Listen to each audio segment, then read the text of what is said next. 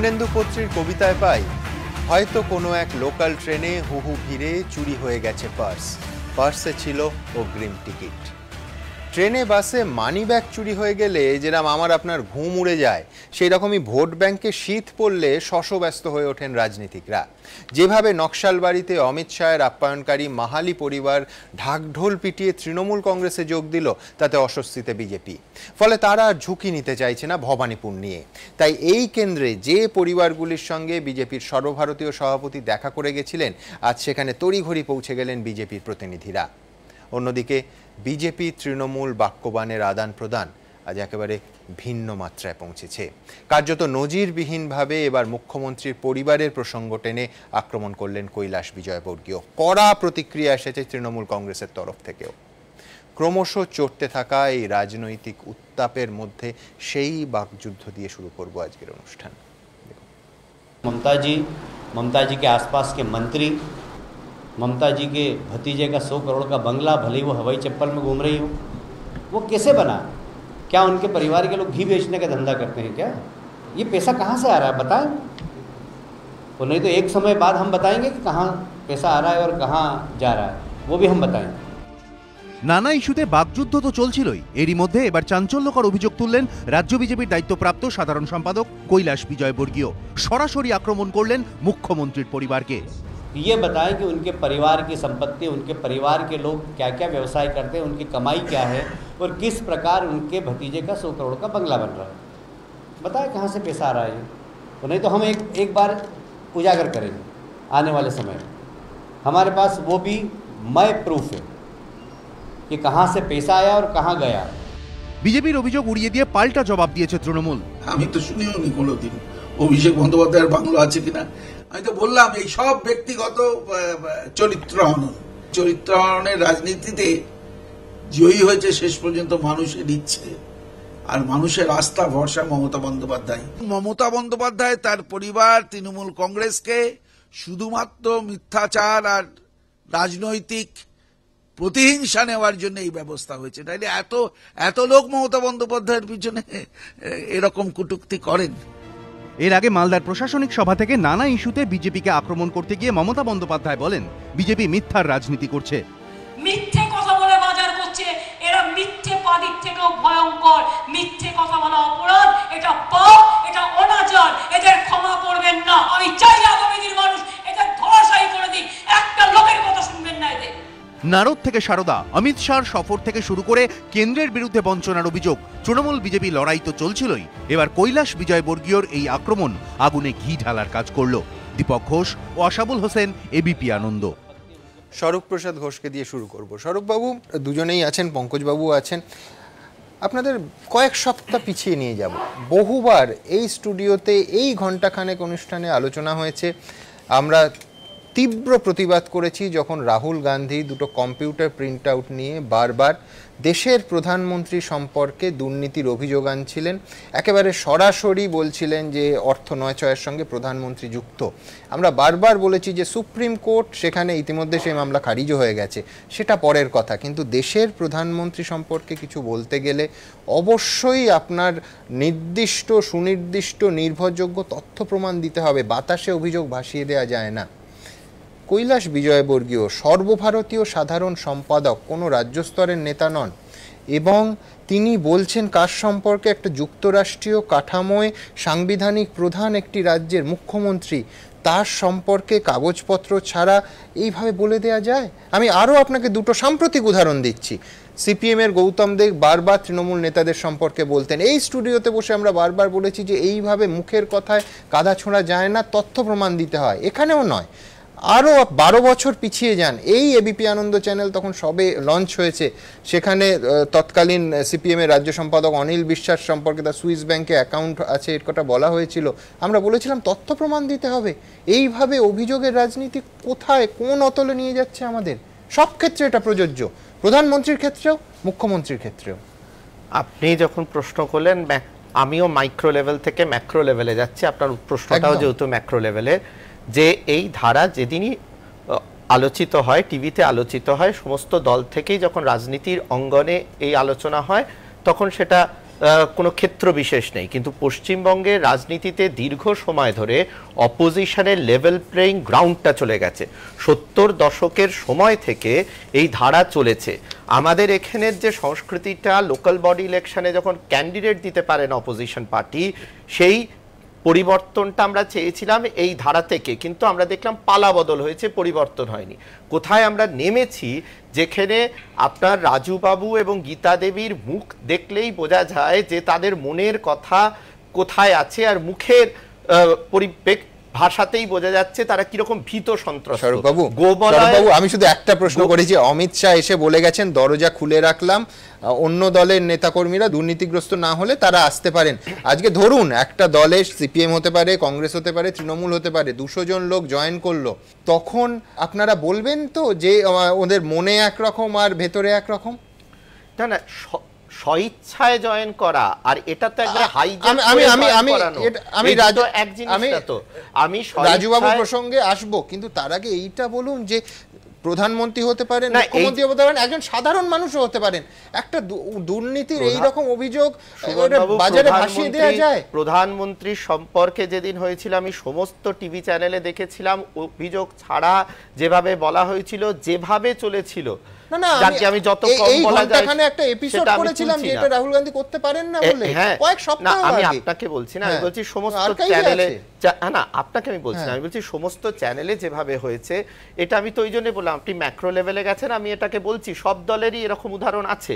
আমি বিতর্কের মধ্যে চ্যানেল বলছি না, কিন্তু রাজনৈতিক নেতারা এটা কি করছেন?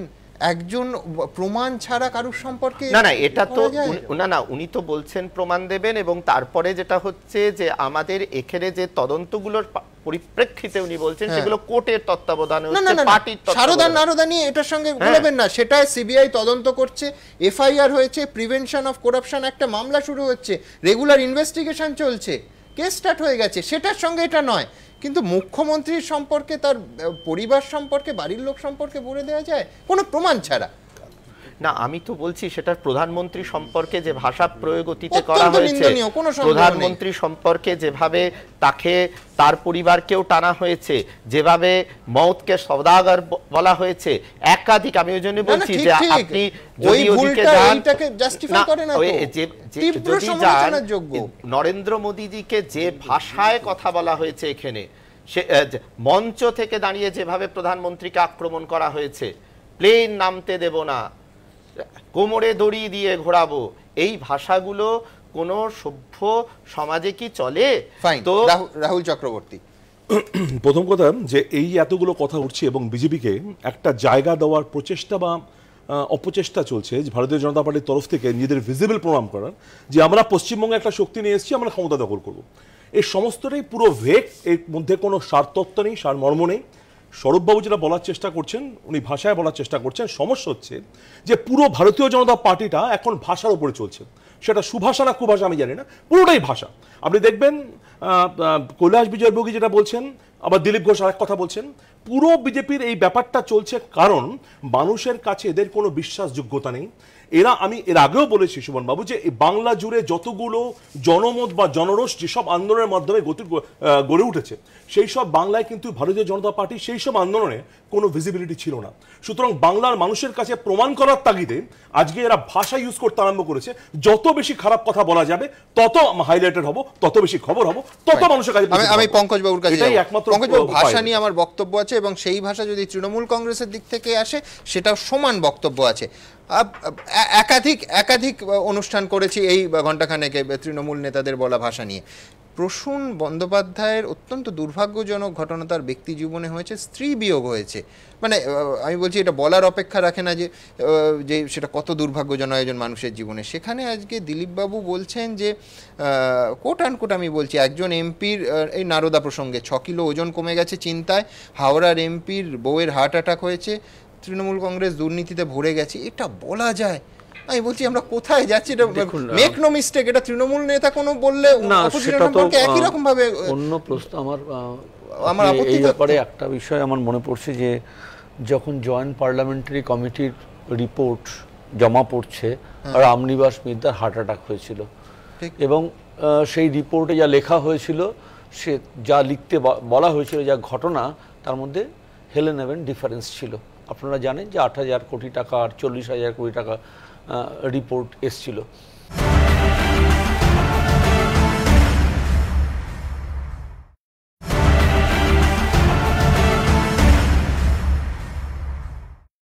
এখন বিষয়টা হচ্ছে একটা ভয় তো কাজ করবে। দেখুন, আপনি সত্যের সমান উৎকৃষ্ট কোনো ধর্ম নেই, সত্যের ওপরে কিছু নেই, অনিত্য থেকে ঘৃণ্যতর কিছু নেই। মহাভারতের বনপর্বের এই যে কথাটা, আজকে আমরা দেখছি রবীন্দ্রনাথ সব কিছু বিক্রি করে তিনি শান্তিনিকেতন করলেন। আর বাঙালি যখন সমৃদ্ধ হয় তখন রবীন্দ্রনাথকে অনুসরণ করে শান্তিনিকেতনে বাড়ি করে, আর আমরা কেউ কেউ কলকাতায় বাড়ি করে শান্তিনিকেতন নাম দেই। আমি জানি না যে কোনটার সঙ্গে কোনটা মিল আছে, কিন্তু এটা জানি যে একদম ঋগ্বেদের যেটা বলা হয়েছে যে no religion is greater than truth and truthful man has no fear. বলবো সে তিনি যে পক্ষেই থাকুন না কেন, তিনি যদি সত্যের পক্ষে থাকেন তার ভয় পাওয়ার কোনো কারণ নেই। তবে রাজ্য রাজনীতিতে এখন যে খুব শান্তি বিরাজ করছে না সেটা আমার বলার অপেক্ষা রাখে না। দ্রুত একবার দেখব যে আবার নারদা প্রসঙ্গ, কৈলাস বিজয়বর্গীয়র আক্রমণ এবং মমতা বন্দ্যোপাধ্যায় বললেন যে একজনকে জেলে পাঠালেও আগামী দিনে বিজেপি কর্মীরা জেলে যাবেন। তৃণমূল কংগ্রেসের একজনকে জেলে পাঠালে আগামী দিন বিজেপি তোমার 1 লক্ষ লোক জেলে মানুষ পাঠাবে, এটা মাথায় রেখো। दीदी, हमारे कार्यकर्ता ईमानदार हैं, देश के लिए काम कर रहे हैं। आपके लोग जिनको सीबीआई बंद कर रही है वो भ्रष्टाचारी लोग हैं, उन्होंने गरीबों का खून चूसा। হুঁশিয়ারি পাল্টা হুঁশিয়ারি, জেল দরজা সমানে চলছে। কখনো হুঁশিয়ারি নিয়ে দরজা চলছে। আজকে যারা বলছে তৃণমূলকে জেলে পাঠাবো তাদের বিরুদ্ধে অনেক অভিযোগ আছে, অনেকের বিরুদ্ধে। কেউ শিশু চুপি চুপি কানে কানে কথা বলো, শিশু নিয়ে বলো না। অনেক কেস কিন্তু আমরা জানি, কেস রেডিও আছে, বেশি পারবেন না। मैं इंदौर नंदा नगर में मील मजदूर का बेटा हूँ, और वहाँ ट्रेड यूनियन कैसे चलती है, कैसे आंदोलन होते हैं, सब मुझे मालूम है। तो इसी गीदड़ धपकी से डरने वाला नहीं हूँ। কখনো আবার চিটফান্ড কাণ্ডে গ্রেফতারি সম্পর্কিত সেই বিতর্কিত ভবিষ্যৎবাণী ফিরে ফিরে আসছে। जिनके बोरियों में नोट भरे हुए थे वो अब कृष्ण मंदिर जाने वाले हैं थोड़े दिनों के लिए, अब चिंता मत करें, सब जेल जाने वाले हैं। दीदी, आपके संरक्षण में मंत्री बन सकता है आने वाले समय में, आप देखेंगे एक एक करके कितने मंत्री जाए। কিন্তু কে কাকে গ্রেফতার করবে এটা বলার কৈলাস বিজয়বর্গীয় কে? পাল্টা প্রশ্ন ছুড়ে দিয়েছেন মমতা বন্দ্যোপাধ্যায়। উনি কি ভগবান না উনি আল্লাহ? উনি কে? উনি কি সিবিআই চেয়ারম্যান না উনি সিবিআই ডিরেক্টর, নাকি ভারতবর্ষের প্রধানমন্ত্রী ওনাকে কানে কানে এই কথাটা বলে দিয়েছেন যে তুমি এটা গিয়ে বলো পাবলিকলি? তৃণমূল কংগ্রেস দুর্বল নয়, আমার বিজেপি পার্টি বলে দেবে তুমি নবীন পটনায়কের সাথে কথা বলবে না, বললে তোমার পার্টির বিরুদ্ধে সিবিআই করব। आप इस प्रकार के प्रश्न पूछकर जनता को ना समझ नहीं समझे, जनता सब समझ रही है। নারদ স্টিং নিয়ে মুকুল শুভেন্দুর পাশে দাঁড়িয়েছেন মমতা। শুনুন, শুভেন্দু অধিকারীর টাকার অভাব নেই যে বিজেপির টাকা নিয়ে তাকে নারদের 1 লক্ষ টাকা নিয়ে জেলে যেতে হবে। মুকুলেরও নেই, এটা মাথায় রাখতে হবে। এরাও মধ্যস্থ পরিবার থেকে এসছে। পাল্টা খোঁচা দিয়েছে বিজেপি। नारदा और शारदा कोई हमारा कोई इससे संबंध नहीं है, न नारदा से संबंध है न शारदा से संबंध है, संबंध उनके ही हैं। अब वो अगर सफाई दे तो दे। তৃণমূল বিজেপি দুপক্ষই দাবি করছে অপরজন তাকে ভয় পাচ্ছে।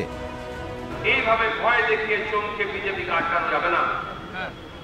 যারা মনে করছেন যে দুই একটা সাধারণ মানুষকে ধমকে চমকে দিলে বিজেপি আটকে যাবে, তারা খুব ভুল করছেন, তারা মূর্খে স্বর্গে আছেন।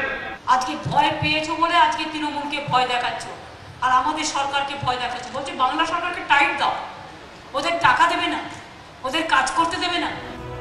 বাগযুদ্ধে একে অপরকে বিন্দুমাত্র জায়গা ছাড়তে নারাজ। ভোটের লড়াইয়ে কি হবে? 14ই মে 7 পুরসভায় ভোট, 17 তারিখ ফল ঘোষণা। এতে কি কোনো ইঙ্গিত মিলবে? আশাবুল হোসেন, দীপক ঘোষ ও অর্ণব মুখোপাধ্যায়, এবিপি আনন্দ। দেবনারায়ণবাবু, এটা বিপজ্জনক দিকও আছে যে এই যে তৃণমূলের একজন গ্রেফতার হলে বিজেপির 1 লক্ষ গ্রেফতার হবে। এরপরে যদি জেনুইন কজে পুলিশ কাউকে গ্রেফতার করে যিনি বিজেপির সঙ্গে যুক্ত, সঙ্গে সঙ্গে কিন্তু আদালতেও বলা হবে যে এটা প্রতিহিংসার রাজনীতি। ওই তো মুখ্যমন্ত্রী বলে দিয়েছেন। না আমার অ্যাকচুয়ালি ইটস লিডিং টু একটু আগে পঙ্কজবাবু বলছিলেন সত্যর কথা, সক্রেটিসের কথা হলো false words are not evil in themselves but they infect the soul with evil. শুধু ক্ষতিকারক নয়, আত্মাকেও অসৎভাবে সংক্রমিত করে যে ঘটনাগুলো ঘটছে। আর একটা কথা, যে কথাগুলোর শব্দের হচ্ছে কিং লিয়ার এডমন্ডের, আজকাল সবাই আত্মাকে কেন টানছে বলুন তো, এত আধ্যাত্মিক হয়ে গেছে। এই জন্য বলছে যে লকেট চট্টোপাধ্যায় বলছেন যে ওনারা ফিজিক্যালি তৃণমূলে, কিন্তু আত্মা আছে নাকি বিজেপি। আত্মা ভোট দেয় না মানুষের শরীর ভোট দেয়, আমি জানি না। মানে এটা বলতে চাচ্ছি এই যে ও তয় না, আমি মরণের পারে কোনো ব্যাখ্যা পাইনি। ভোটটাকে আমি ওকে গ্রেফতার করব মানে মোদি সাহেব বলেছেন, মানে ওকে গ্রেফতার করতে সিবিআই কে বলেছে। এটা কি হচ্ছে? আমি তো সেই কথা বলছিলাম, মানে শেক্সপিয়ারের কিং লিয়ারের এডমন্ডের সেই বক্তব্য, the wheel is come full circle, I am here. টাকাটি পূর্ণ বৃত্তে ঘুরে এসেছে, আমি এখানে আছি। তার মানে কি 70% 60% আজকে জয় হয়েছে বলে সারা ভারতকে জয় করার চেষ্টা করছে? কি হচ্ছেটা কি? আজকে যদি এই গ্রেপ্তার হয়, আজকে মানে যুক্তরাষ্ট্র শাসন ব্যবস্থা থাকবে? উল্কার মতো ভেঙে যাবে না। এটা কি হচ্ছে? এটা তো গণতন্ত্র না, কিসের লড়াই? আমার প্রশ্ন, কি করে এই কথা বলতে পারেন যে মোদি সাহেব বলেছেন যে সিবিআই কে গ্রেফতার করতে? কি ধরনের বক্তব্য হচ্ছে? আমি দ্রুত একবার ওইটা চলে যাব বিষয়বাবু। না এক সেকেন্ড, সেটা হচ্ছে দেখুন, সামনে কোনো ভোট নেই, দিগন্তে ভোট নেই, পরেরটা হচ্ছে পঞ্চায়েত নির্বাচন, বেশ কয়েক মাসের দেরি। যদি মানে রাজনৈতিক উত্তাপ এখনই এই পর্যায়ে এই জায়গায় পৌঁছে যায়, এর পরে কি হবে? আমি বলছি সামান্য, যেটা আমি দেখতে পাচ্ছি দূরবীন দিয়েও, সেটা হচ্ছে সামান্য 7টা পুরসভার নির্বাচন, এবং তাতে হার জিতের ওপর এই রাজ্যের ভাগ্য কোনোভাবে নির্ভর করে নেই। তাতেই রাজনৈতিক উত্তাপ এই জায়গায় যাচ্ছে, পঞ্চায়েতের তো দেরি আছে মশাই। দেখুন, তার থেকেও বড় কথা, আমি কিন্তু নিজে অডিট, ইলেকশন কমিশনের কিন্তু কোনো না আছে কাঠামো এই মুহূর্তে, না কর্মী, না, খুব বাজে অবস্থা কিন্তু ইলেকশন কমিশনে। ফলে আগামী দিনে পঞ্চায়েত ইলেকশনের আম্পায়ার কি রোল প্লে করবে, বা আদতেও রোল সদিচ্ছা থাকলেও প্লে করতে পারবে কি না, আমি কিন্তু একটা প্রশ্নচিহ্ন রাখলাম, কারণ আমি যেহেতু এটার সাথে একটু যুক্ত আছি।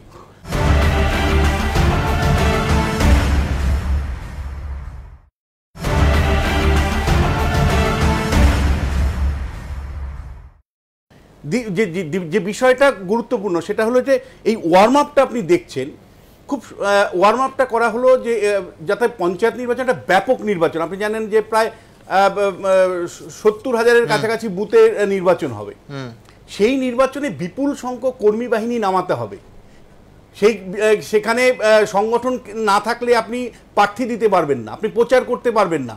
ফলে এটা কিন্তু আপনি বলতে পারেন যে কাম ডাউন শুরু হয়ে গেছে। মানে পঞ্চায়েত নির্বাচন হতে পারে আপনার 10 মাস পরে, আর এবার যেহেতু মুখ্যমন্ত্রী নিজে বলেছেন কয়েক মাস আগে আনার সম্ভাবনা আছে, ডিসেম্বর মাসে। যদি তাই হয়, আগস্ট মাস থেকে আমি শুনছি ডিলিমিটেশনের কাজ শুরু হবে, তাহলে যদি তাই হয় তাহলে শেষ পর্যন্ত কিন্তু এটা ওয়ার্ম আপ শুরু হয়ে গেল এবং কাম ডাউন শুরু হয়ে গেল। সমস্ত রাজনৈতিক দল ভার্চুয়ালি নেমে গেল ময়দানে। এইটা কিন্তু যত এগোতে থাকবে লড়াইয়ের, মানে প্রত্যেকটা পঞ্চায়েত নির্বাচন স্টাডি করে দেখেছি যে সেখানে কিন্তু লড়াইয়ের তীব্রতা বাড়তে থাকে এবং ভোটের দিন চূড়ান্ত অবস্থা নিতে পারে। আমি আমার জাস্ট একটা কথা আপনার বলা আছে, যে এই যে বলা হচ্ছে না যে আমাদের কাউকে যদি অ্যারেস্ট করা হয় 1 লাখ আমি কর্মী দখল মানে অ্যারেস্টে যাবে। আমি আপনাকে বলছি, এটা একদম পলিটিক্যাল সায়েন্সের জায়গা থেকে বলছি, কোন দলের 1 লক্ষ কর্মী যদি জেলে যায়, অভিজ্ঞতা বলে, পৃথিবীর বিভিন্ন দেশের অভিজ্ঞতা বলে, সেই দলটা বিরাট আকারের হয় এবং তার জাগরণ বিরাট হয়। মানে আপনি বলছি 1907 মানে যখন আমাদের জরুরি অবস্থার সময় যে বিপুল পরিমাণের মানে প্রায় 1,2,1,000-এর মতন কর্মী বা নেতা বিরোধী দলে তারা জেলে গিয়েছিলেন এবং জরুরি অবস্থার কিন্তু তার উল্টো ফলটা আমরা পরবর্তী সময় দেখেছিলাম। বলিভিয়ার থেকে শুরু করে আপনি ভেনিজুয়েলার থেকে শুরু করে বিভিন্ন দেশে যে সাম্প্রতিক পরিবর্তনগুলো হয়েছে, তার আগে দেখা গেছে কোনো একটা দল যদি 1 লাখের কাছাকাছি তারা জেলবন্দি হন, তাহলে কিন্তু সেই দলের রিটার্ন হয়ে আসার সম্ভাবনা বিপুল থাকে। মইদুলের কাছে যাব। মইদুল, আমার যেটা প্রশ্ন, যেখানে রাহুল চক্রবর্তী খানিকক্ষণ আগে বলছিলেন যে বিজেপি এই জিনিসগুলো করছে যাতে হাইলাইটেড হয়, উল্টো দিক থেকে আমি তৃণমূলের প্রতিক্রিয়ায় আসি। কোথাও কি প্রয়োজনের অতিরিক্ত গুরুত্ব দেওয়া হচ্ছে? বিজেপি যেখানে সভা করবে তার কিছুদিনের মধ্যে তৃণমূলকেও সেখানে সভা করতে হবে। কোথাও কি এতে আরও এই মেরুকরণটা 1:1 ফাইটটা দৃঢ় হচ্ছে, প্রতিষ্ঠিত হচ্ছে মানুষের মনে? হ্যাঁ, মানে তৃণমূল এটা খুব কনসিয়াসলি তারা করার একটা চেষ্টা করছে যে ওই 1:1 একটা ফাইট। কারণ তৃণমূল যেটা দেখছে যে 80-র দশকের যে এক ধরনের রাজনীতি হতো, আপনি দেখবেন যে তৃণমূল কিন্তু 45% ভোট পেয়েছে আপনার 2016-র যে বিধানসভা নির্বাচন। বামেরা যদি আপনি 80-র দশকে দেখেন তাহলে কিন্তু 10 বছর পর মানে 87 সালের নির্বাচনে বামেরা পাচ্ছে 52%, তাদের হাইয়েস্ট এভার তাদের পারফরমেন্স। কিভাবে তারা পাচ্ছে? তারা কেন্দ্র বিরোধী একটা রাজনীতি করছে এবং মানুষের কিছু বেসিক সার্ভিসেস তারা ডেলিভার করছে। অবশ্যই সেটা খুব স্ট্রাকচারাল একটা জায়গা ছিল, ল্যান্ড রিফর্ম, পঞ্চায়েতি রাজ। আজকের দিনে সার্ভিসেসটা সেটা চেঞ্জ করে যাচ্ছে, সেটা খাদ্য সাথী বলুন, সবুজ সাথী বলুন, বিভিন্ন ধরনের ডোলস, ইলেকট্রিসিটির, রুরাল ইলেকট্রিসিটির ক্ষেত্রে বলুন কিংবা রোডসের ক্ষেত্রে বলুন, সেই জায়গাগুলো হচ্ছে। উল্টো দিকে যেটা সমস্যা বিজেপির ক্ষেত্রে এটা আবার হচ্ছে যে এই যে দিল্লি থেকে প্রচুর নেতামন্ত্রীরা আসছে, এতে কিন্তু বিজেপির কিন্তু খুব একটা লাভ এখানে কিন্তু হবে না। এটা আমরা হচ্ছে কেন্দ্র 80 দশকের ক্ষেত্রে একই জিনিস দেখছিলাম যে ইন্দিরা গান্ধী, রাজীব গান্ধী তারা আসতেন 84 সালের নির্বাচনে প্রচুর জেতার পরে একটা অদ্ভুত একটা প্রচন্ড ধরনের একটা হাইপ হয়েছিল, যেটাও ইউপি নির্বাচনের পরে গত কয়েক মাসও দেখো প্রায় 12 জন কেন্দ্রীয় মন্ত্রী কলকাতা আসছেন, নিয়মিত আসছেন এবং পরিকল্পনা করেই আসছেন। না, তার কারণটা হলো এটাই যে আপনি যে প্রেক্ষাপটে আপনি রাজনীতিটা করছেন, বাংলার যে মাটি, বাংলার যে কনটেক্সট, বাংলার যে ডেমোগ্রাফিক প্রোফাইল, বাংলার যে কাস্ট কমিউনিটির ইকুয়েশনস, বাংলার যে ল্যান্ড প্যাটার্ন, এই জিনিসগুলো তো আপনি অন্য জেলা, অন্য রাজ্যগুলোর থেকে তো সম্পূর্ণ আলাদা।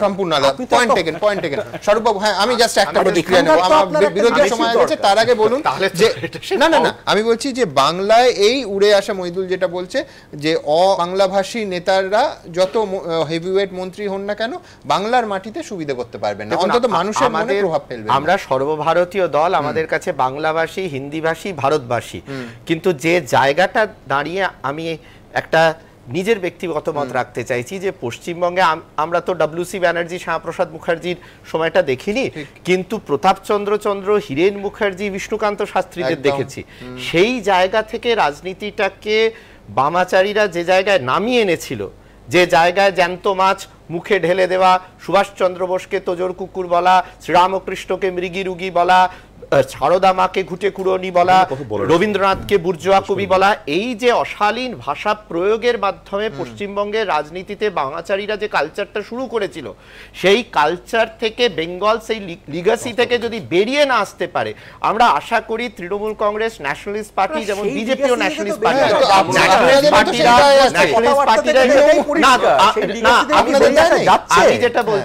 আমি যেটা বলছি এটা শুরু করেছে কারা? বিজেপি কিন্তু সব সময় আপনি দেখবেন রিঅ্যাক্ট করেছে, শুরু করেনি। কি গত এক সপ্তাহে দেখুন এমন একটা শব্দ বলেছেন একজন নেতা, আমি স্টুডিওতেও বলতে পারবো না। একটা কথা বলবো, মমতা বন্দ্যোপাধ্যায় কথা বলি মাঝখানে। দুর্ভাগ্য যেটা স্বরূপবাবু বলছেন আমি মেনে নিলাম যে এত বছর ধরে এখানে শোষণ করেছে, ভয়ঙ্কর কাণ্ড করেছে, এতদিন পরে মমতা বন্দ্যোপাধ্যায়ের নেতৃত্বে দাঁড়িয়ে বাংলা থেকে বামপন্থী বিতাড়ন হয়েছে, সেই অশুভ শক্তি, সেই অশুভ আত্মা এখন বিজেপির মৃতপত শরীরে প্রবেশ করেছে। এটা ভয়ঙ্কর। হিন্দুত্ব তাই নিয়েও চাপানুতর চলছে।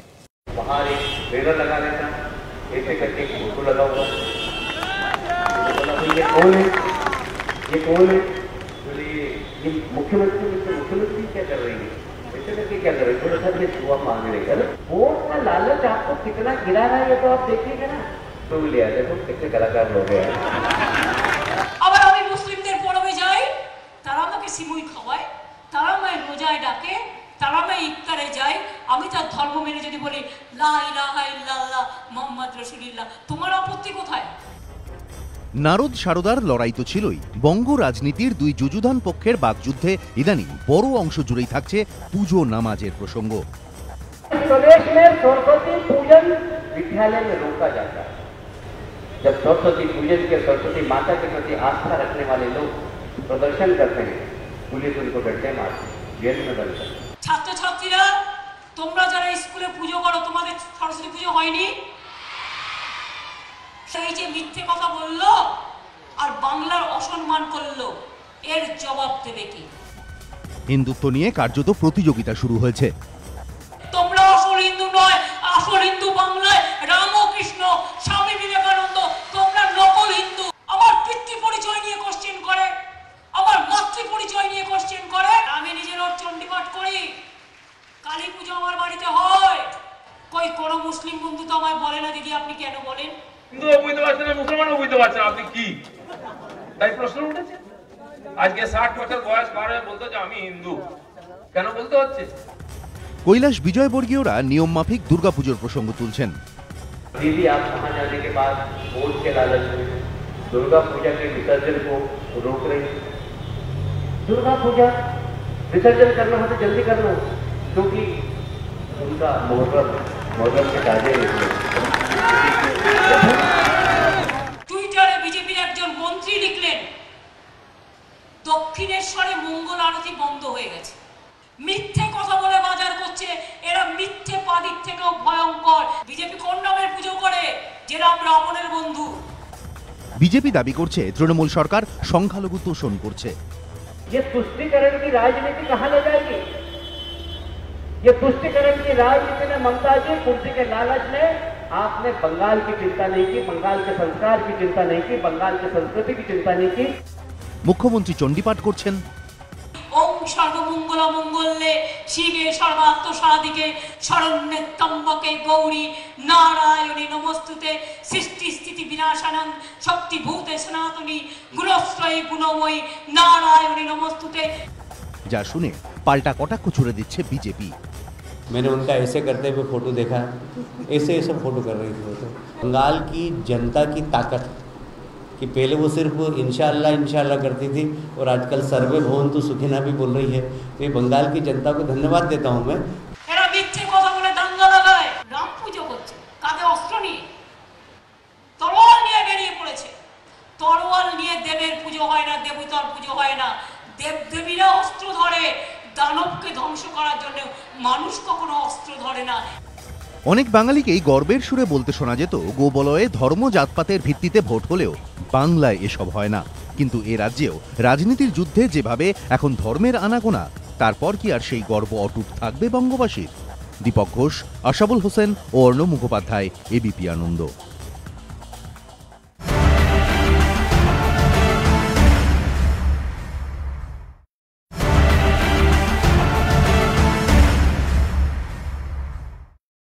অনেকে বলছেন রাজ্য রাজনীতিতে নকশালবাড়ি এফেক্ট। রাজু এবং গীতা মাহালি তারা তৃণমূল কংগ্রেসে যোগ দেওয়ার পর আজ বিজেপির নেতা নেত্রীরা ভবানীপুরে যে পরিবারগুলোর সঙ্গে অমিত শাহ সময় কাটিয়েছিলেন পৌঁছে গেলেন তাদের কাছেও। দেখুন, আফটার শকের মতো এ যেন নকশালবাড়ির আফটার এফেক্ট। মাহালি দম্পতি তৃণমূলে যোগ দেওয়ার পরদিনই লকেট চট্টোপাধ্যায়ের নেতৃত্বে ভবানীপুরে ছুটে গেল বিজেপির প্রতিনিধি দল। বেছে বেছে ঢুঁ মারল সেই বাড়িগুলিতে যেখানে গিয়েছিলেন অমিত শাহ। না, আমরা ভয় পাচ্ছি না, সবাই আছি, আমরা সবাই আছি, আমাদের ভয় পাচ্ছি। এদের বক্তব্য এটা নকশালবাড়ি নয়। পর্যবেক্ষকদের একাংশের মতে যে মাহালি দম্পতির বাড়িতে অমিত শাহ মতানুভূত ছাড়েন, তাদের দলে টেনে বিজেপিকে যথেষ্ট অস্বস্তির মুখে ফেলে দিয়েছে তৃণমূল। এর পুনরাবৃত্তি রুখতেই এখন তৎপর রাজ্য বিজেপি নেতারা, তাই ভবানীপুরে এই কর্মসূচি। গত বুধবার মুখ্যমন্ত্রীর বিধানসভা কেন্দ্র ভবানীপুরের চেতলা লকেট এলাকায় যান অমিত শাহ। কোথাও খান প্রসাদী ফল, কোথাও খান লস্যি।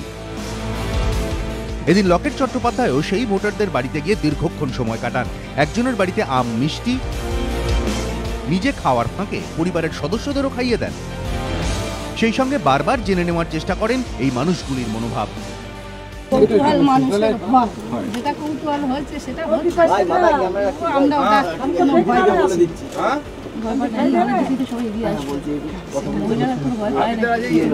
ওটা কোনো ভয় পাচ্ছি না। আমার এখানে আসার কথা ছিল, আমি সেই দিনকে বলে গিয়েছিলাম যে আমাকে সেদিন ওরা খাওয়াতে চেয়েছিল, কিন্তু এত এখানে ভিড় ছিল আমি পারিনি সেই সময়, সেজন্য ওদেরকে কথা দিয়ে গেছিলাম আমি একদিন আসবো, সেই জন্যই কিন্তু আজকে এখানে আসা। এই প্রোগ্রামটা আগে থেকে ঠিক ছিল। শাসন থেকে ভয় দেখিয়ে নিয়ে গিয়ে খুনের হুমকি দিয়ে তাকে জয়েন করানো হচ্ছে। হয়তো উনি একটা পরিবারকে জয়েন করালেন, হয়তো একটা ঝান্ডা, টিএমসি ঝান্ডা হাতে ধরালেন, কিন্তু মন আর হৃদয় কিন্তু উনি কোনোটাই পাননি। পাল্টা কটাক্ষের সুরে তৃণমূল বলছে, পাহাড়ে দিয়ে কি আর কাউকে ধরে রাখা যায়? যার যাওয়ার সে তো যাবেই।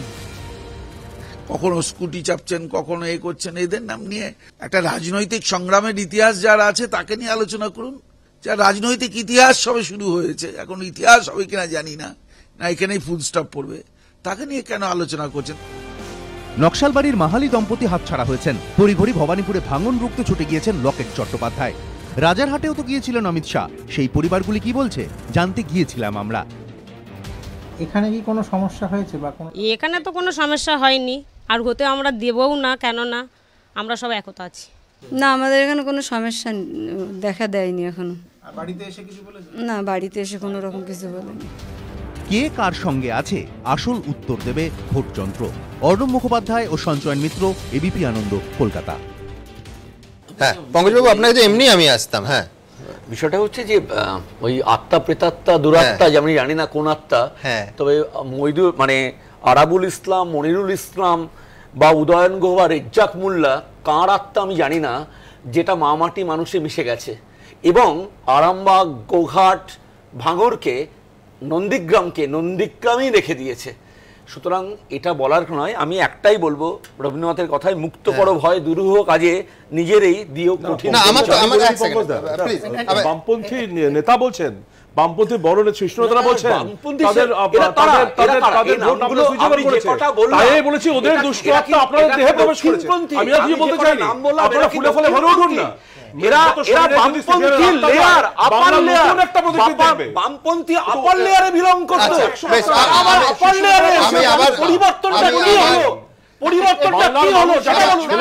আমার শুধু একটা প্রশ্ন, সেটা আমার শুধু একটাই প্রশ্ন পঙ্কজবাবু, সেটা হচ্ছে লক্ষণ শেঠেরটা কিভাবে আপনি কোন আত্মায় ব্যাখ্যা দেবেন? না, আমি বলছি তো কারো একটা গেলে সেটা হচ্ছে দুরাত্মা হলো, আর আমরা যখন এতগুলো নিলাম তখন কোনো মানে কোনো পরিবর্তন কারণ শুনুন, পশ্চিম বাংলায় যে ভোটার আছে তার মধ্যে থেকেই পরিবর্তন হবে, ঠিক আছে, নতুন কিছু ভোটার অ্যাড হবে। তার মানে এই নয় যে কেউ অন্য, আজকে আপনি বলুন না 24% ভোট ছিল তৃণমূলের তার জন্মের সময়, আজকে 42 হয়েছে, তারপরে 52 হয়েছে, সরকারে আসলে 42-52 কি করে হয়? শুনুন, নোটার যে ভোট না হলে তো 100 বছর ধরে একটা দলে জিতবে। নোটার পার্সেন্টেজ 2016 আর 2017 বাই ইলেকশনে নোটার কম পড়াই বলে যাচ্ছে, বেশি বলে দিচ্ছে আর গণতান্ত্রিক করা হয়েছে। এত কথা আমি বলবেন না। না, দেবনাথ উনি ঘুরে বেড়াক না, সিপিএম রাস্তা নিয়ে পঙ্গজ করে ঘুরুক না। কি হচ্ছে? শ্যামাপ্রসাদ থেকে 2%, 4%, 10%, 17%, আবার 10%, কি হচ্ছে?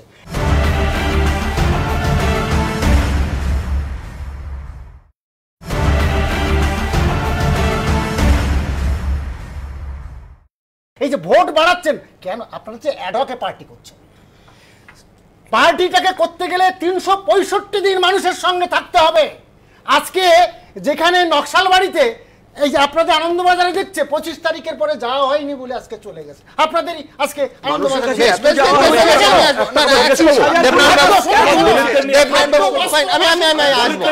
আমি আসবো, প্রত্যেকটা সময় দেবনাথ বাবু আমি আসবো, পঙ্কজ বাবু, দেবনাথ বাবু জোর করে কি করে আজকে এটা আমি এত নিরন্নভাবে আপনারা করেন না, দেবনাথ বাবু প্লিজ, এত নিরন্নভাবে আচ্ছা প্লিজ হয় না। স্বরূপবাবু আমি একটা ছোট্ট কথা বলি বলার আগে আমি যোগ করি, গণতন্ত্রে কি এটা বলা যায় যে আমাকে যারা ভোট দিচ্ছে তারা পরমাত্মার, অপোজিশনকে যারা ভোট দিচ্ছে দুরাত্মা? এটা শিষ্টাচার নয়। তাই জন্য ভারতবর্ষে যেই ভোট দিক, সে ভারতবর্ষের ভোটার, সে ভারতবর্ষে স্বীকৃত রাজনৈতিক দলকে তার পছন্দ মতো ভোট দিচ্ছে, তাকে অপমান করা যায় না। সিপিএম এর শিষ্যরা বলছে এটা, এটা আপনার কথা নয়। আর দলিতদের নিয়ে স্বরূপবাবু আমার শুধু একটাই কথা, সেটা হচ্ছে প্রথম তো বিহারে বিজেপি আপনার দলই বলল যে যারা আমায় ভোট দিচ্ছে তারা সব মহান আত্মা, যারা অন্যদের ভোট দিচ্ছে তারা পাকিস্তানে চলে যাক। এই কথা তো ভারতবর্ষ প্রথম শুনলো আপনাদের কাছ থেকে। দুরাত্মা বলেনি, আমি বলছি যে ভারতবর্ষের মানুষ স্বীকৃত রাজনৈতিক দল, সেটা আমার হতে পারে আর অন্য কারুর হতে পারে, পছন্দ মতো দিক না, কেউ বারণ করছে না।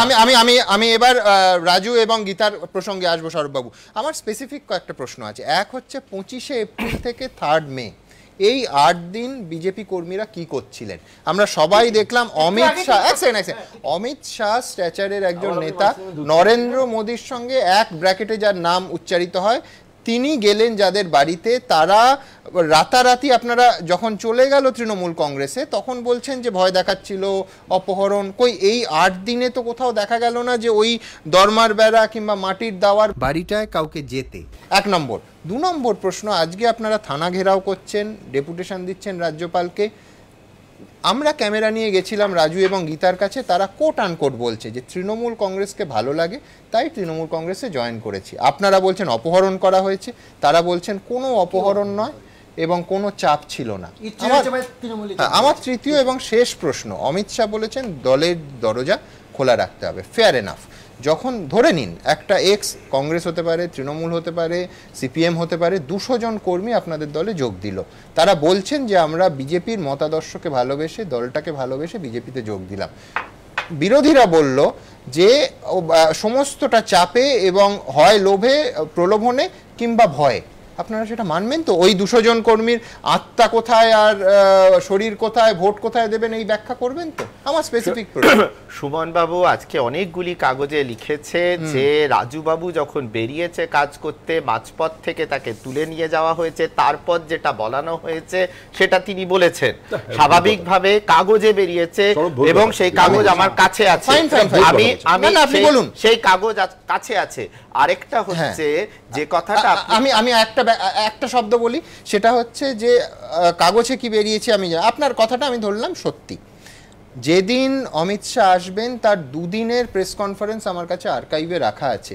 আপনাদের নেতারা প্রেস কনফারেন্স করে বলছেন যে আমরা নামগুলো ডিসক্লোজ করছি না, প্রকাশ করছি না, তার কারণ তাদের ওপর তৃণমূল কংগ্রেসের হামলা হতে পারে। অর্থাৎ আপনারা জানতেন যে হামলা হতে পারে, তাহলে এই 25শে এপ্রিল থেকে 3 মে আপনাদের কথাই যদি আমি ধরে নিই, তো এই রকম তথাকথিত কোট আনকোট আতঙ্কগ্রস্ত অবস্থার মধ্যে পরিবারগুলোকে রাখলেন। এই অ্যাডহক পার্টি করে তো তৃণমূল, মানে বিজেপি অ্যাডহক পার্টি করে। আমি একটা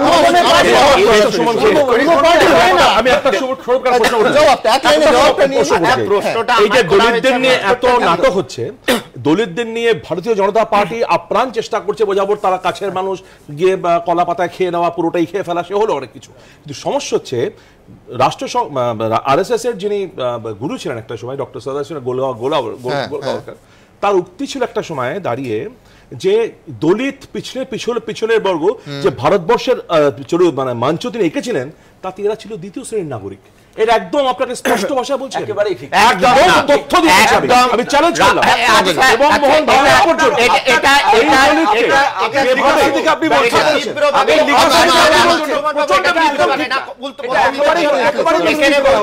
রাহুল বাবু যেটা রাষ্ট্রীয় স্বয়ংসেবক সংঘ নিয়ে বললেন সর্বৈব সেটা অসত্য কথা। রাষ্ট্রীয় স্বয়ংসেবক সংঘ, না না আমি বলি, আপনার সময় বলিনি, রাষ্ট্রীয় স্বয়ংসেবক সংঘ সমরসতায় দীর্ঘদিন ধরে আম্বেদকরজি গেছিলেন গুরুজির সঙ্গে বসে, সেই সময় থেকে বিশ্বাস করে। উনি যেটা বললেন সেটার কোনো তত্ত্বগত আমি আপনি তথ্য দিয়ে তাহলে কমপ্লিট ওয়ার্কস আনুন, শ্রী গুরুজির কোথায় লেখা আছে বলুন। না কমপ্লিট ওয়ার্কস নিয়ে আসুন, শ্রী গুরুজির কোথায় লেখা আছে বলুন। আচ্ছা আরেকটা বলছি, যে কথাটা আর যে জায়গাটায় যে অস্থিরতা এটা সৃষ্টি হচ্ছে সুমন বাবু, তো তরজা হচ্ছে ভালো। Will it be very beneficial for economic development of Bengal or not? আনন্দবাজারের আমি একটা ভালো জিনিস ছোট্টবেলা থেকে দেখেছি যে ইকোনমিক লিবারালিজমকে সমর্থন করে এবং একটা ইকোনমিক ডেভেলপমেন্টের পক্ষে থাকে। রাজনীতির আপনার জাত থাক, আমি সেটা নিয়ে বলছি না, তার আপনার সঙ্গে আমার ভিন্ন মত থাকতে পারে, কিন্তু ইকোনমিক লিবারালিজমে আপনারা বিশ্বাস করেন। এটা কি ইকোনমিক লিবারালিজমের সহায়ক ধারা চলছে যেটা চলছে পশ্চিমবঙ্গে, এই যে তরজাটা, এটাই তো ব্যাখ্যাটা এখানে। এক্ষুনি তৃণমূল কংগ্রেস বলবেন যে এই অশান্ত অবস্থায় আনরেস্ট বিজেপি তৈরি করেছে। আমি বলছি টলারেন্স নাই তো, আমি বলি শান্তি তো প্রয়োজন। আমি আসবো, তার আগে আমরা সবথেকে গুরুত্ব দিচ্ছি রাজু এবং গীতা মাহালি, তারা কি বলছে, কি তারা বলছে এবিপি আনন্দকে দেখুন।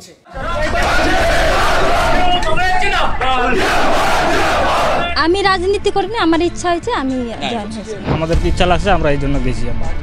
নকশালবাড়ির মাহালি দম্পতি বলছেন তারা স্বেচ্ছায় তৃণমূলে যোগ দিয়েছেন, কিন্তু বিজেপি দাবি করে চলেছে তাদের জোর করে তৃণমূলে যোগ দেওয়ানো হয়েছে। সেই পরিবারকে ভয় দেখানো, ধমকি দেওয়া হয়, কেন বিজেপির লোককে বাড়িতে ডেকেছে, তাকে টিএমসিতে জয়েন করার কথা বলা হয়। ওখানে 3 জন টিএমসি স্থানীয় নেতা বারবার তাকে ধমকি দেন। গতকাল উনি যখন কাজে যান, কাজ করতেন, তার কর্মস্থল থেকে তাকে তুলে নিয়ে যাওয়া হয়। অধিক রাত্রি পর্যন্ত থানা ঘেরাও করে রেখেছিল। এটা খুবই দুঃখের এবং লজ্জার ঘটনা। অমিত শাহর সঙ্গে এই দরিদ্র পরিবারের দাওয়ায় বসে ভাত খেয়েছিলেন দিলীপ ঘোষও। নিজেদের সামর্থ্য অনুযায়ী সেদিন অতিথি আপ্যায়ন করেছিলেন গরিব মাহালি দম্পতি, কারোর থেকে কোনো পয়সাও নেননি। আজ সেই মাহালি পরিবারই তৃণমূলে যোগ দেওয়ার পর চাঞ্চল্যকর দাবি করছেন দিলীপ ঘোষ। এখন শিলিগুড়িতে খুব আলোচনা হচ্ছে যে 3 লাখ টাকা দিয়েছে ওকে, বাড়ি করে দেবে। মানুষ বুঝে গেছে টিএমসির দাম কত, 3 লাখ টাকা। দলের সর্বভারতীয় সভাপতি যার বাড়িতে ভাত খেয়েছেন, যে আদিবাসী পরিবারের বাড়িতে বিজেপি সভাপতির মধ্যাহ্ন ভোজনের ছবি গোটা দেশে সম্প্রচারিত হয়েছে, সেই পরিবারই কিনা তৃণমূলের পতাকা হাতে। এমন দৃশ্য দেখে তড়িঘড়ি রাজ্যে ছুটে এসেছেন কৈলাস বিজয়বর্গীয়। তার গলাতেও দিলীপ ঘোষদের সুর। नक्सलवाड़ी के हमारे राष्ट्रीय अध्यक्ष जिस परिवार में भोजन करने गए थे, उन लोगों का अपहरण हो गया। भारतीय जनता पार्टी के कार्यकर्ता वहाँ खाने पर गए। हमारे जिला अध्यक्ष, हमारे महामंत्री रात को 2 बजे तक बैठे रहे कि आप रिपोर्ट तो लिख लो, FIR तो दर्ज कर लो। दूसरे दिन पता लगा कि वो टीएमसी में चले गए, कोई फर्क नहीं पड़ता। পাল্টা খোঁচা দিয়ে তৃণমূলের কটাক্ষ, নিজেদের ব্যর্থতা ঢাকতেই বিজেপি আজগুবি গল্প ফাঁকছে। কালকে একজন মন্ত্রী বিবৃতি দিয়ে বললেন শিলিগুড়ির পরিবারটাকে নাকি তৃণমূল নিয়ে নিয়েছে। কোনো একজন নেতা ওনার বাড়িতে গিয়ে খেয়েছিলেন, নিয়ে বলে দিলেন রেকলেস ভায়োলেন্স চলছে। কি ওয়ার্ড! আমি ডাইরেক্টলি বললাম হোয়াট ইজ দিস? কাজ নেই, কর্ম নেই, বাংলাকে বদনাম করে বেড়াচ্ছে সকাল থেকে রাত। দলিত পরিবার হাতছাড়া হয়ে যাওয়ার পর বিজেপির গলায় এখন দেহতত্ত্বের সুর। হয়তো একটা ঝান্ডা, টিএমসি ঝান্ডা হাতে ধরালেন, কিন্তু মন আর হৃদয় কিন্তু উনি কোনোটাই পাননি। যিনি জয়েন করলেন আগামী দিনে দেখতে পাবেন, তার মুখ দেখেই বুঝতে পেরেছেন আগামী দিনে সে যাই করুক না কেন ভোটের বাটনটা কিন্তু বিজেপিতেই পড়বে। পাল্টা খোঁচা দিয়ে তৃণমূল বলছে, অমিত শাহ খেয়ে চলে যাওয়ার পর যে হতদরিদ্র পরিবারের খোঁজ পর্যন্ত রাখেনি বিজেপি নেতৃত্ব, তাদের মন কিংবা শরীর কোনো কিছু নিয়েই কথা বলার অধিকার আর বিজেপির নেই। আসল সত্যিটা মাহালি পরিবার নিজেই বলে দিচ্ছে। নকশালবাড়িতে যে অমিত শাহ যার বাড়িতে খেয়েছিলেন, কিন্তু তৃণমূল জয়েন করেছেন, আজকে এতে গেছেন ভবানীপুরে, এবং বলছেন যে ওদের আস্থা কিন্তু বিজেপিতেই ভোট দেবে। হ্যাঁ, ভূত পেত্রীরা তো ওই দলেই থাকে, তো ও দলে থাকবে। ভূত পেত্রী নেই, সিঙ্গি বিরিঙ্গি এরা সব ওই দিকেই থাকবে, আর কি করা যাবে। আমরা আসল মানুষ যাদের, তাদের নিয়েই থাকি। মানুষের পাশে ছিলাম, মানুষের পাশে আছি, মানুষের পাশে থাকবো। এক সপ্তাহ আগে অমিত শাহকে খাইয়েছিলেন, বুধবার তৃণমূল নেতা গৌতম দেব এসে চা খেয়ে গিয়েছেন। দুপক্ষ তাদের নিয়ে তাল ঠুকে চলেছে, আর মাহালি দম্পতি বলছেন যা সিদ্ধান্ত নেওয়ার নিজেরা নিয়ে নিয়েছেন। নিজেদের ঘরে এবার শান্তিতে সংসার করতে চান, কিন্তু কে শোনে কার কথা? রাজু গীতাকে নিয়ে দড়ি টানাটানি চলছেই, তাদের ঘরের দিকে নজর সব পক্ষে। সনদ ঝা, দীপক ঘোষ ও আশাবুল হোসেন, এবিপি আনন্দ। সারদাকাণ্ডে গঠিত শ্যামল সেন কমিশন, সেই শ্যামল সেন কমিশন নিয়ে আজকে প্রশ্ন তুললেন কৈলাস বিজয়বর্গীয়। দেখুন, श्यामल सेन कमीशन की रिपोर्ट सार्वजनिक करना चाहिए। সারদা কেলেঙ্কারি তো ছিলই, সারদা কাণ্ডে প্রতারিতদের টাকা ফেরাতে মুখ্যমন্ত্রী যে কমিশন তৈরি করেছিলেন, তাতেও এবার দুর্নীতির অভিযোগ তুললেন বিজেপির সাধারণ সম্পাদক কৈলাস বিজয়বর্গীয়। इसमें कितना पैसा खर्च हुआ, कितने लोगों को पैसा बटा, मेरा इसमें आरोप है कि श्यामल सेन कमीशन में भी भ्रष्टाचार हुआ है। যদিও তৃণমূল তাতে আমল দিতে নারাজ। শ্যামল সেনকেও এখন দুর্নীতির অভিযোগে আনলো। আমরাই 500 কোটি টাকা দিয়ে শুরু করেছিলাম গরিব মানুষের টাকা ফেরত দেওয়ার জন্য। কে আটকালো? কে গেল সুপ্রিম কোর্টে?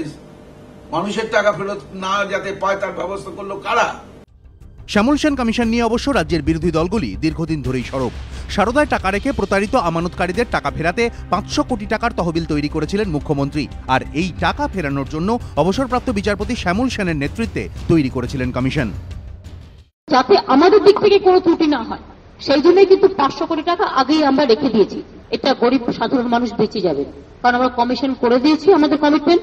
কমিশন আমাদের যেভাবে রেকমেন্ড করবে, আমরা সরকার সেইভাবে টাকা ফেরত দেওয়ার জন্য উদ্যোগী নেব। 2013 সালের 23শে এপ্রিল কাজ শুরু করে এই কমিশন।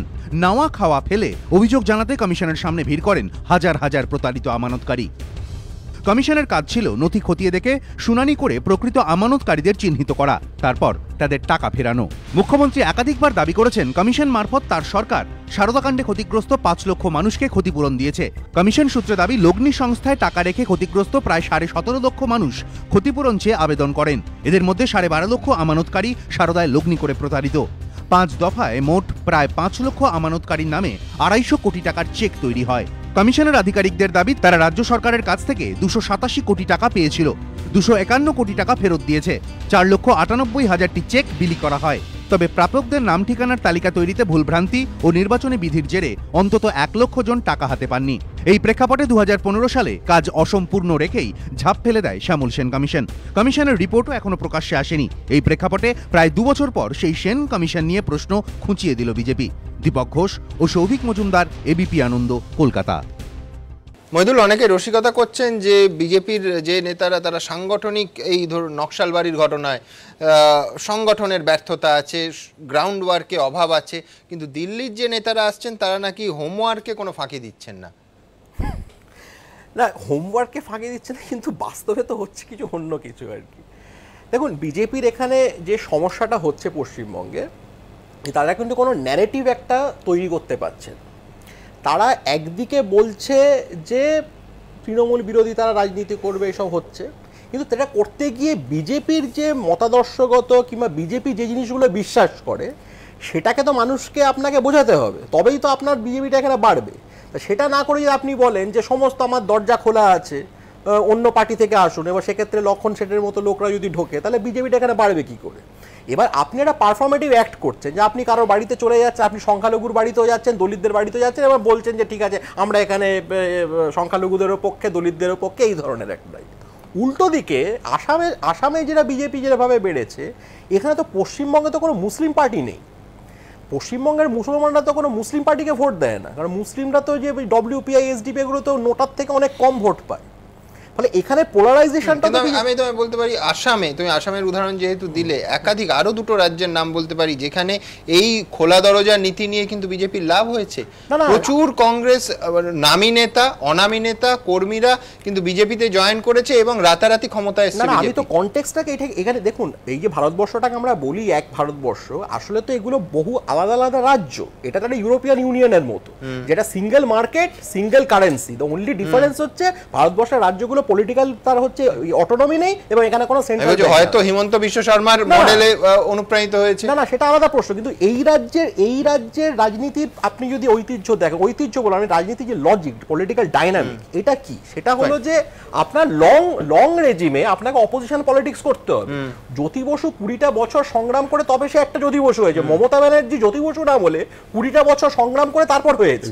এখানে বিজেপির মাস লিডারটা কোথায়, যেখানে ট্র্যাকশনটা হবে? এই আলোচনাটা আপনারা করছিলেন শিলিগুড়ির নিয়ে, মানে আমি খুব অবাক হয়ে যাই। ধরুন কি এমন জাদু হয় আমাদের পশ্চিমবাংলার মানুষের মধ্যে যে বিভিন্ন সময় একই মানুষ বিভিন্ন অবস্থা নেয়। কয়েকদিন আগে হৃদয় ঘোষের কথা মনে থাকতে পারে আপনার, মানুষটি দল পরিবর্তন করলো, আবার সেই দলকেই অত্যন্ত ভালো বলে সেই মানুষটির যার বিরুদ্ধে অভিযোগ, এখানে আপনি বলতে পারেন 7 দিনের মধ্যে বক্তারের কথা মনে থাকতে পারে, কতবার তাকে দল পরিবর্তন করতে হয়েছে, কতবার, কি কোন অদৃশ্যে, মানে কার জাদুতে, মানে এরকম অজস্র ভুরি ভুরি উদাহরণ। আমি দিনের শেষে বলছি আপনাকে,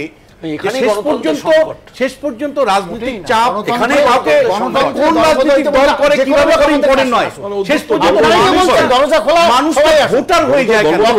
বারবার মানুষটা ভোটার হয়ে যায় কেন? একটা মানুষ তার নিজের মতন করে রাজনীতি করবে, চিন্তা ভাবনা করবে, মানে তার মতন করে দল পরিবর্তনও করতে পারে, কিন্তু বারবার বিভিন্ন রাজনৈতিক ঘটনার প্রেক্ষিতে আমরা লক্ষ্য করি মানুষগুলোকে বারবার করে ভোটার হিসেবে কনসিডার করা হয়। বিভিন্ন কেউ যদি বাংলা সাহিত্যের বাক্য ধার করে বলে যে মনটা তো আমার, বদল করতে অসুবিধাটা কোথায়? দ্বিতীয় আপনি একটা জিনিস দেখুন, সেটা হলো যে খুব পরিষ্কার করে আমরা যেটা লক্ষ্য করছি যে লাস্ট 1.5-2 মাস ধরে শুরু হয়েছে, মানে ফুটবলে যেমন মার্কিং করা হয়, ম্যান মার্কিং করা হয় এবং যাতে করে গোলটা না দিতে পারে, ঠিক তেমনি ভাবে এই মুহূর্তে বিজেপি এবং তৃণমূলের মধ্যে চলছে মার্কিং। আমার দল থেকে ওই দলে চলে যাচ্ছে না তো, ওই দল থেকে সেই দলে চলে যাচ্ছে না তো, মানে ফুটবলের ম্যান মার্কিং যেন পশ্চিমবাংলার রাজনীতি। আমি একটা কথা ক্লিয়ারলি বলছি, সমস্যা হচ্ছে বিশ্বনাথ, সমস্যা হচ্ছে এখানে যে আজকে মোদি মোদি মোদি যে ব্র্যান্ডিংটা তৈরি হয়েছে, এই ব্র্যান্ডিংটা জায়গায় দাঁড়িয়ে যাদের এই কাজটা ছিল গত 3 বছর ধরে, মোদি কি কি করেননি, যে প্রতিশ্রুতি দিয়েছিলেন, কেন 15 লক্ষ টাকা পরিবার পৌঁছে এলো না, কেন আজকে দাঁড়িয়ে 2 কোটি চাকরি হলো না, এই কথাগুলো যাদের পৌঁছে দেওয়ার কথা ছিল সেইগুলো তারা পৌঁছে দিতে পারেননি। তার মানে কেন্দ্রের নেতৃত্বহীনতার অভাব শুধুমাত্র মমতা বন্দ্যোপাধ্যায় ছাড়া। সুতরাং যা টাকা পাওয়ার পাওয়ার কথা তার দ্বিগুণের বেশি টাকা রাজ্য পেয়েছে। আপনি যদি রাখেন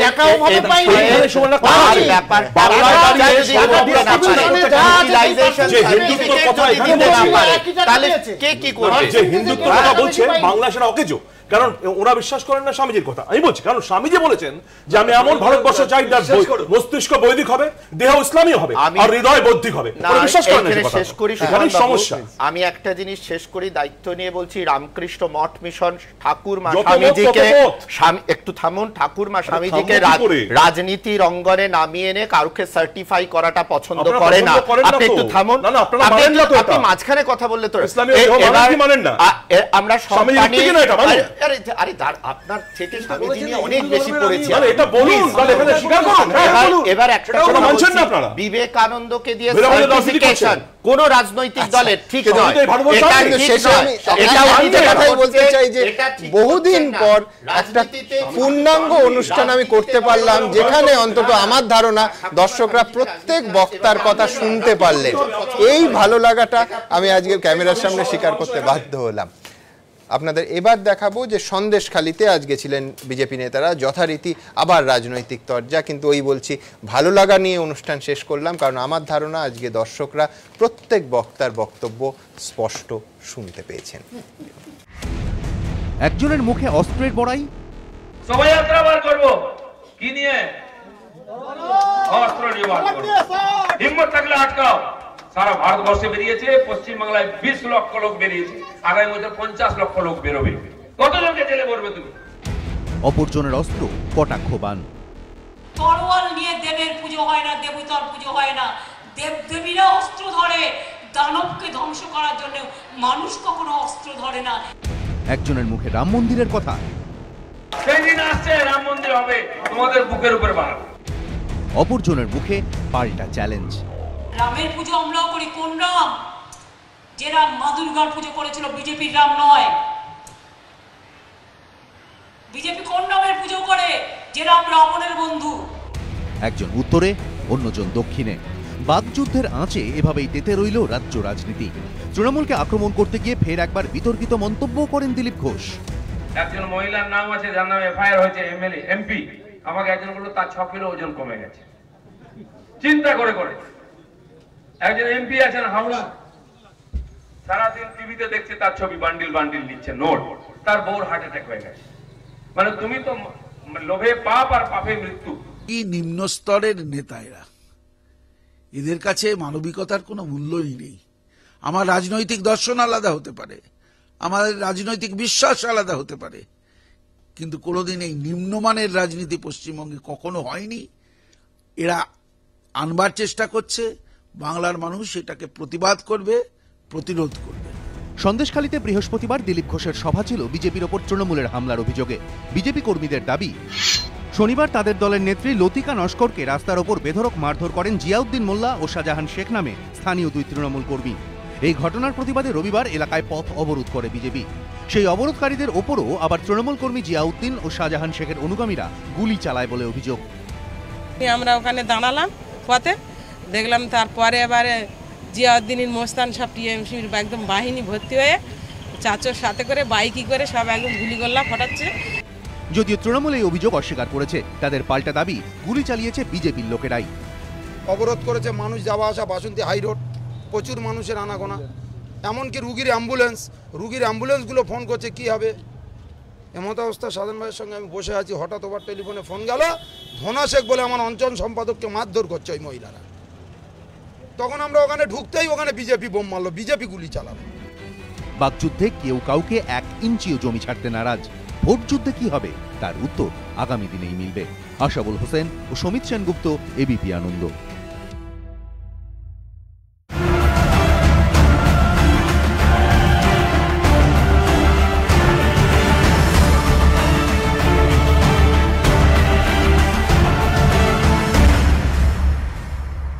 ঘণ্টাখানেক সঙ্গে সুমন নিবেদন করছে আধুনিক টিএমটি বার্স, ভরসা হমেশা। Oshea herbals, phytogen hair oil and vitalizer, gain hair naturally. NIPS hotel management, eastern India's number 1, partner বাই। অনিয়মিত জীবনে লিভারের সুরক্ষায় ব্যবহার করুন লিভোসিন ডিএস।